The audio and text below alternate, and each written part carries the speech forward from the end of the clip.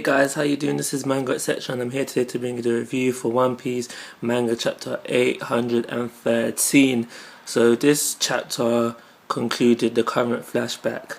So the wedding of the century has been announced between the 35th daughter of the Charlotte Ling Ling family, Purin, that's how you pronounce it, who is said to supposedly be one of Big Mom's many daughters, and Sanji, the third son of the Van Smoke family.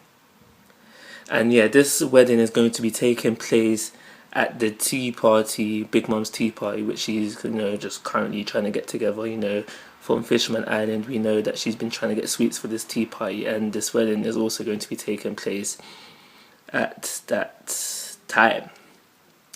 So the chapter then goes on, and it just retells us some stuff that we know about Sanji. And now we knew that Sanji was born in North Blue, and I'm assuming many other hardcore One Piece fans was assuming that from North Blue he went to East Blue, and that's where everything happened that we know about Sanji thus far. Him being on that ship working as a trainee chef, and then the whole incident of him being on the island with very little food with Zeph, and etc, etc. Everything we know about Sanji up to that point, that's how I assumed things went down. But in this chapter we find out from Brook, to go from North Blue to East Blue is not an easy thing.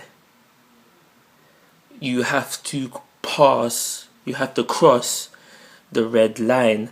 Now also I want to go back and say that how Sanji never finished saying to Usopp where he was brought up. So if he was brought up in the North Blue, he would have simply stated, yeah, I was born and raised in the North Blue. So there is a period of time that is not accounted for. When he was on that ship working as a trainee chef, he was 9 years old. So from 0 to 9, where was he? So Brooke says that how relocating from North Blue to East Blue is not a easy thing. It's a huge deal, and it's not something that a normal family could do quite easily. So what does that lead us to believe? That he was raised on the red line. Now what's on the red line? The Holy Island, Mary Jo's. The Holy Island, Mary Jo's, is on the red line. So it's looking like all those theories from way back are turning out to be true. It's looking like Sanji is royalty, a world noble of some sort. And I didn't want that. I really didn't want that. And because I am I forget the word, but I do believe, and there's a small chance that Sanji might not be a world noble, but was still brought up on the Holy Land as part of a slave family. Now I'm going to get into why I think that is later on. So yeah, the chapter then that goes on, and we find out, basically if the wedding goes ahead, Sanji is technically related to Big Mom, and therefore because of that the Straw Hat Pirates will fall under Big Mom's flag, and Sanji's not on that. You know that Luffy wouldn't want that, and yeah, he was just upset about that. So as the chapter goes on, we do see some more of Capone's devil fruit ability. Now while they were inside his castle, there is a bit where, because Sanji was shocked about this news, so he dropped his cigarette, and the cigarette hits the floor and it starts to light the place on fire. Now I don't know if it's just me overthinking things, but it seemed like Capone was like more than worried about this than he would be for a usual fire. So I started to think that maybe his devil fruit ability is weakest from the inside. So if you're inside him, it's probably maybe the easiest place to be to defeat him. But that contradicts something else that his devil fruit ability can do, where he is shown to be able to manipulate the insights to his whim, however he wants to do that. But I do believe that there was some reason, and there was an over panic of when, you know, the place started to be set on fire. We also see tank mode. That's something new from his ability, where he turned his legs into a tank and used this to escape Neko and some other minks. So as we see from this chapter, Sanji actually was not captured. He decided to save his crew and go with Capone. I do believe he had a chance to escape with them, and knowing I do believe he had a chance to escape with them, and when Neko came about, I think that he could have escaped during this time. And, you know, just the combined strength of Neko, yes, he was injured, but we do see Capone, he was afraid, and he actually freed Neko. But Neko, Sanji, Brooke, Chopper, and Nami as well, if she wanted to help, plus there was the other minks there as well. I do believe that they could have easily dealt with Capone, but things would have been more troubling later. So I think, because we know Sanji's smart, we've seen Sanji do some smart things, he's the tactician of the Straw Hat crew, so I think that he was thinking that it's probably best if I go to, well, not to Big Mom, but to the Cake Island, because he knows who's arranged this. So yeah, he thought that it was best that if he goes, sorts this out, and come back later to save possible trouble. That could be less trouble in this way if he goes and comes back later. So yeah, some other small stuff to come out of this as well. Yeah, where we find out how the importance of the invitation to come to this wedding. It said within the chapter that how no one dares to turn down Big Mom's invitation. So if you get a big invitation from Big Mom to turn up somewhere, you turn up. And I don't see how true this can be, because we have other Yonko. So if she invited Shanks and Shanks was like, no, I'm not coming, I don't think she's going to turn up on Shanks' doorstep and try something, because, get me, but to some degree it just shows the authority of Big Mom and what she's capable of. And I liked how calm the note was, the note that Sanji left. I liked how calm it was. It was just like, there's this chick I gotta see, guys. Like, don't worry, I'll be back soon, I promise.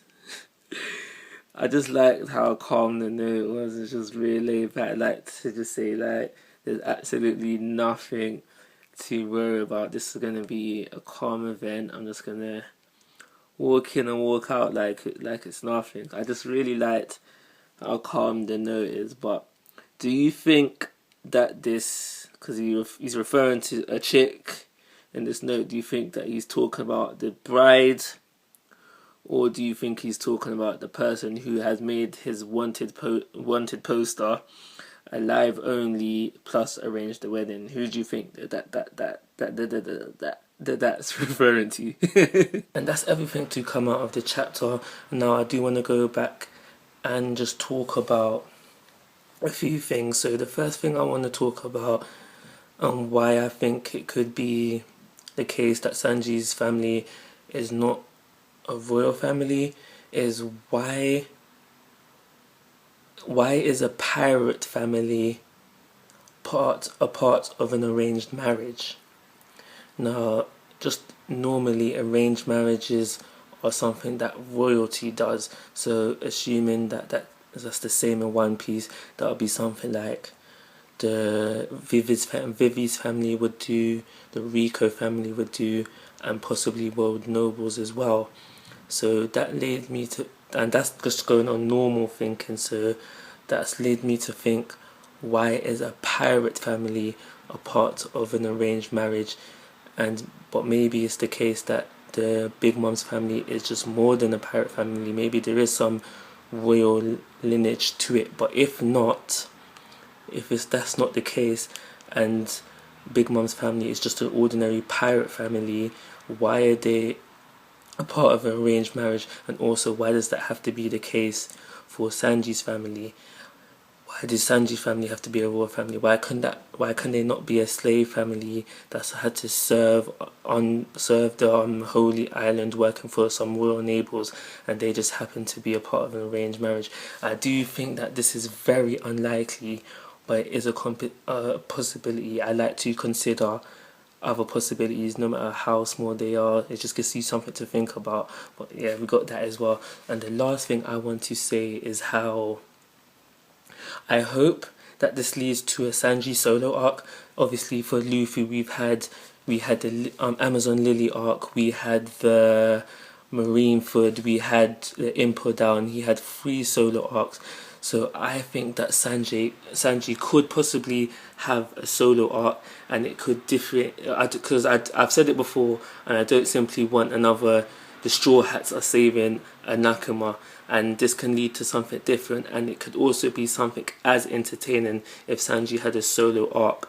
And this may have you thinking, then where is his allies going to come from? Where can their help come from? How can he get out of this situation by himself? And I see it going as follows. He may not have left all of his family on bad terms. He may have some family members that are still in his good books, possibly strong, and they could also help him. He also has Peckham's on his side. Peckham's is grateful to the Straw Hats for saving Zoro, so he is a possible ally in this situation. Another ally that he could have is Lola, assuming that Lola is still one of Big Mom's daughters. She will be present at the wedding, and obviously she's thankful to the Straw Hats for the whole Thriller Bark incident, so she can therefore be an ally and is possible to help out. So there right there, I've listed some possible allies, and I do think it would be possible for Sanji solo arc, and it'd make a change of pace from just having Luffy hop in there with his crew to save the day as per usual. That is everything I want to say about the chapter. I'm going to give this chapter, because there was not much story development, but it's just so much hype for things to come. So I'm going to give this a 4-star rating and call it a review. Like always, guys, I'm asking for your thoughts and opinions. If you haven't already, please subscribe to my YouTube channel. But most importantly, take care. Have a nice day.